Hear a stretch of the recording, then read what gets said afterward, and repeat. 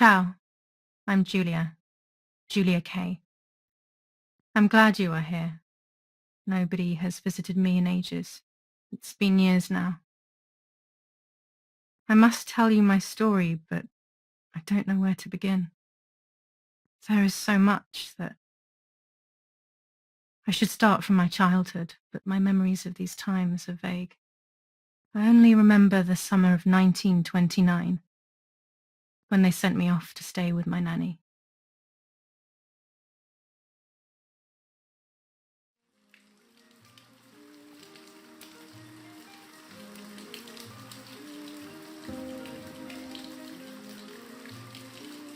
Nanny, will you tell me the story of the White Lady? No, little sparrow. Not tonight. A fog is coming, see? Yes. I know that when it's foggy, the lady kills young women. But why is she so evil? You see, Julia, pain and suffering can make us do evil things, even if we're not actually bad. Just like soldiers have to kill other soldiers. I like the lady I've decided, Nanny. She must be in so much pain. The poor dear. She still scares me a little, though. Soon I'll be a young woman, and she could kill me. Does she kill those who love her? Of course not. That makes me feel better because I love her. But what about Martha? Would she be in danger? Your sister is with your mother, so do not worry. Do you miss them? No. I mean, yes, I miss Martha a little, but I love spending time with you. Now, go to sleep, little sparrow. It's getting late. Okay, Nanny. I'll go to sleep and dream of the lady. Was she beautiful? She was beautiful. Yes, very much so. Then she'll be beautiful in my dreams. And will I be beautiful just like her? You'll be even more beautiful. Listen, Nanny. Since the lady won't harm me because I love her, and since you're not a young woman, could you tell me her story, even if it's foggy outside? Please. Oh, please, then I'll sleep. I promise. Oh, all right. You always get your own way.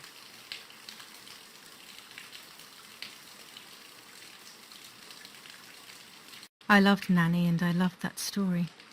Every time I heard it, it sounded like a new and more mesmerizing tale. Every night I would ask her to tell me about it, even though it scared me. Even now I can remember every single day of that time and how happy I was.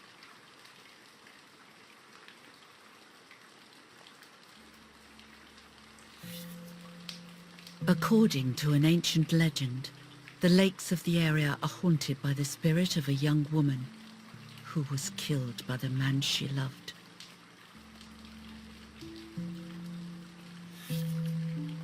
She was expecting a lover's stroll by the lake, gazing out at the old tree growing on the lake's island.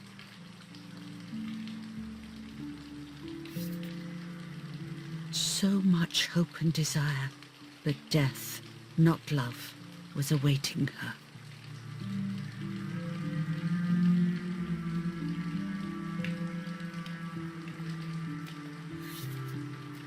In despair, the man confessed he had killed her out of jealousy.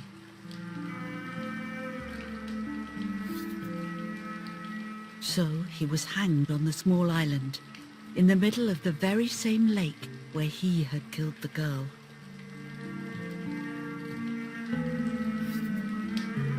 They searched everywhere, but the girl's body was never found.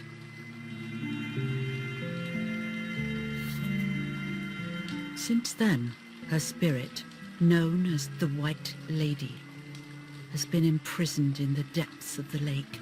She grieves eternally for the loss of the man she loved. When fog arises, the White Lady is known to leave the waters of the lake and roam the woods, looking for her long-lost love in vain. Within the fog of dawn, hunters have claimed to hear the wailing of a woman in the distance.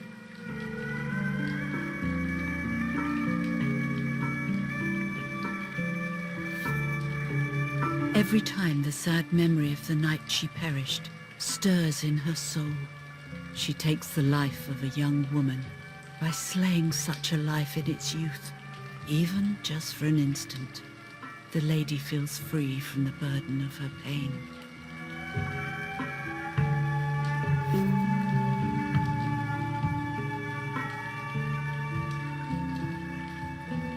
Good night, Nanny. Good night, my love. I spent almost 3 years with the nanny, but when I came home, I quickly forgot how to be happy. My memories do not return until 15 years later, in 1944, when I stayed in that house. I enjoyed setting up cameras in the woods by the lake. My father created a device that attached to the cameras. It would make them take pictures at set intervals. I was trying to photograph animals, or whatever else was in that damned place.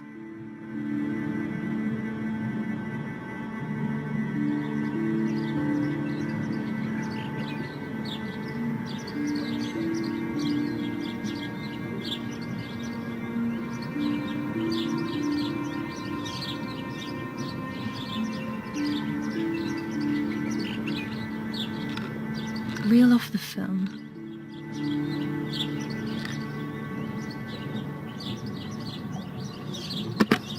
Open the camera. Remove the old roll of film.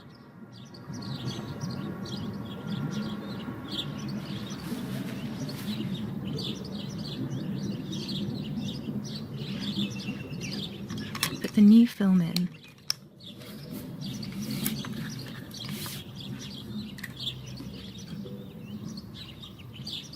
Close the camera. Load the film.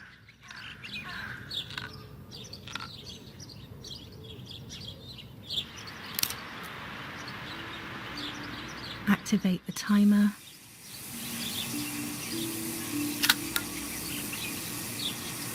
Almost ready.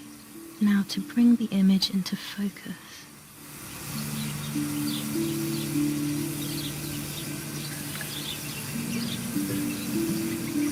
There's something floating on the surface of the water.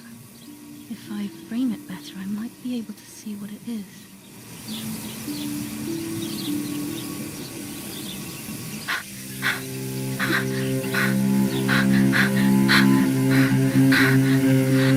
What? Is that a person? I must help them.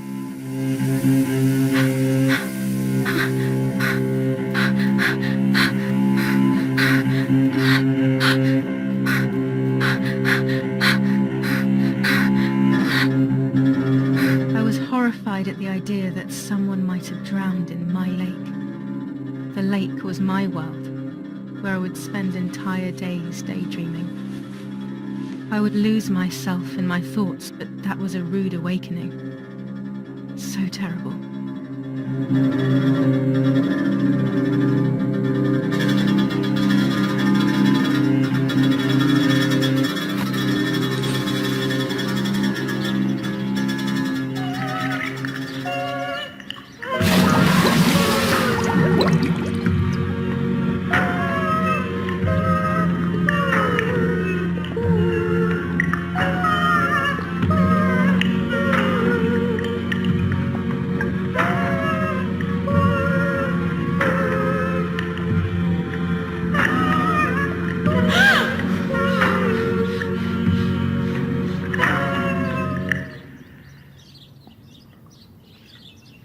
I instantly noticed that the person was wearing one of my dresses.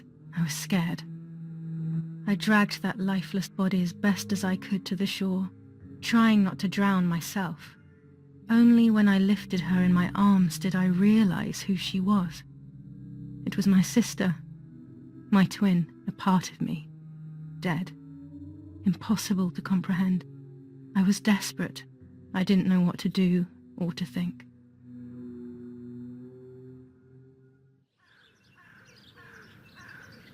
I have to stay calm. Martha is not dead. It's not possible. It's not true. There's no need to worry.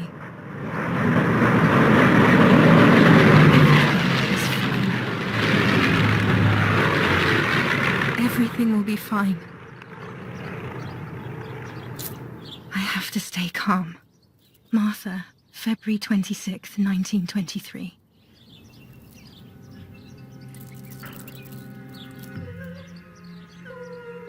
Is everything okay?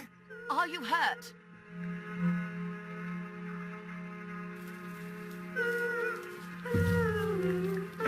What are you doing? Go, Eric! Run! My parents ran towards me. My mother hugged me. She, who detested me, was now cuddling me. Her warmth filled me with life, and the pain became bearable. I felt protected. Martha, are you okay? She asked me, speaking slowly in order to let me read her lips. She thought I was deaf. She thought I was Martha. I didn't want the moment to fade, so I meekly nodded my head. I didn't realize I had done something that couldn't be undone.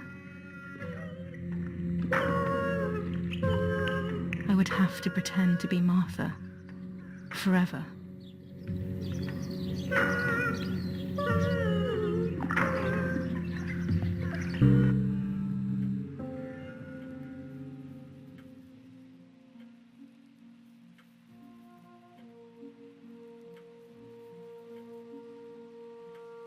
Praying is pointless. It's just a way of soothing your conscience by trying to ease the pain. But I don't want the pain to ease. What would I be left with then? Eric, did you remember to light the candles in the hall? People will be here soon. Mummy always finds something for everyone to do.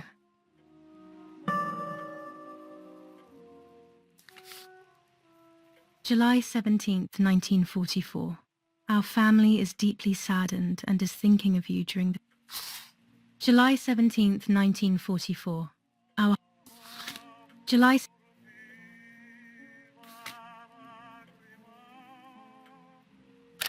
An old painting. I find it so sad. It communicates a sense of deep solitude to me.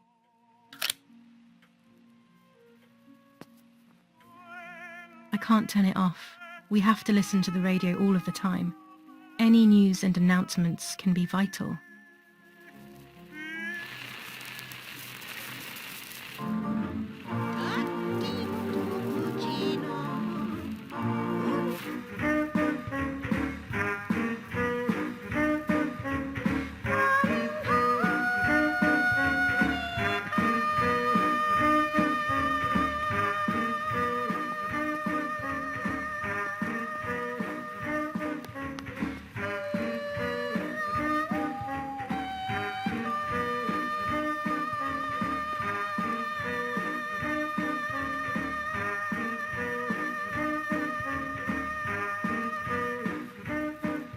Daddy's oboe.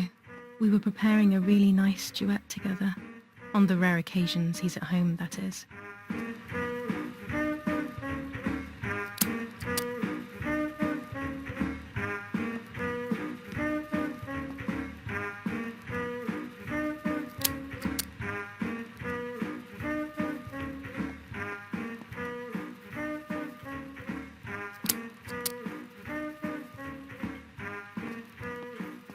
When you're done, can you come and get the flowers, please? Or send Martha if you like. Never a moment's peace. Even at a time like this. She can't sit still for a second.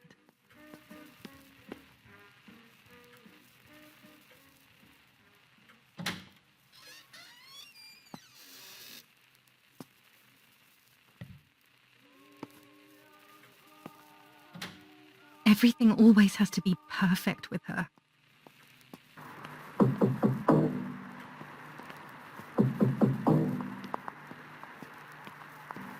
Parla Londra. Trasmettiamo alcuni messaggi speciali. Felice non è felice. C'è stata la pioggia. La mia barba è bionda.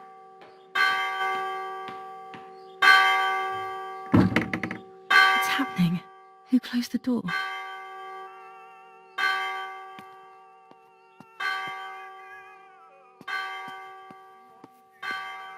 Erich, wake up. Do you think it's appropriate to sleep here, of all places? What? Yes. I must have fallen asleep. What are they talking about? You can't stay here forever. Why don't you go to bed? No. I want to stay with my daughter. Your daughter? Your daughter? You have another daughter, you know. The one who's still alive. Remember? What are you talking about, Irene? Julia is dead. What kind of comment is that? How can you? You should be thinking about Martha. Julia harmed Martha. You know that, right? And as if that were not enough, she has now also abandoned her. It's the same old story. Everything is always Julia's fault, isn't it? Her fault for Martha being deaf and for you being infertile. Do you think it's the right time for this? Julia is dead, Irene. Dead. Someone killed her. Do you realize that? Of course I realize. I get it. Do you think I'm stupid? No one understands it better than me. She always brought problems. Only problems. It would have been better if she hadn't been born at all. You're crazy. I'm the crazy one? Me?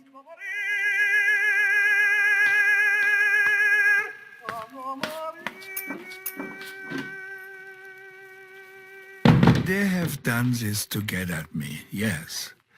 Your death is all my fault. All I could ever do for you was hurt you, Julia. My poor, sweet, crazy girl.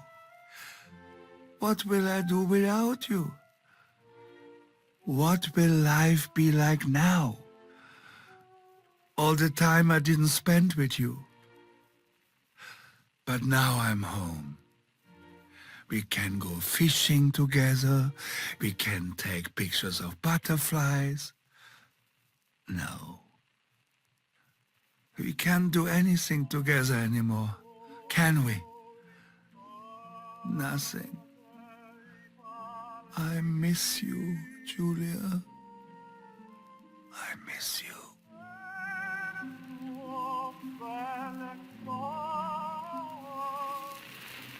While American bombings continue to devastate the peaceful towns within the Elsa Valley, we have heard some tragic news from the area of La Ramola. The young daughter of German Army General Erich K. was murdered near her home. What possible reason could there have been behind such a cowardly act? This is what the Carabinieri, who immediately intervened, hope to find out.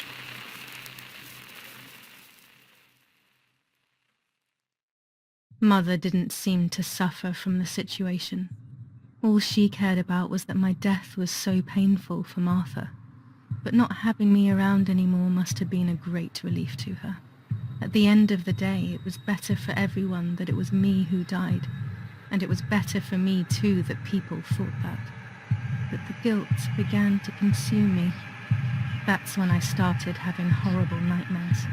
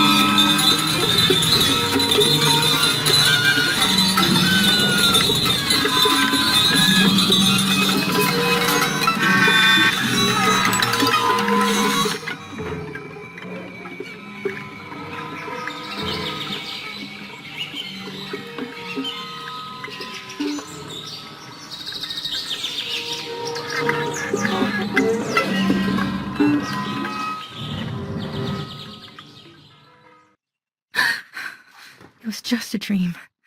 A horrible dream. That horrendous woman and the face of my sister. I wish all of this was a dream and my sister is just sleeping in her bed. Instead, her bed is empty and this is reality. This is Martha and me at the festival of the patron saint.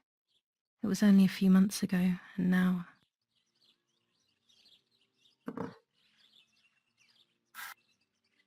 Martha had asked for a picture of me to put in this frame. She wanted me to do one of those expressions of mine that made her laugh. Expressions that she couldn't quite imitate. She used to say that those were the signs of my soul. Can a photo capture the soul? Can I capture Martha's soul?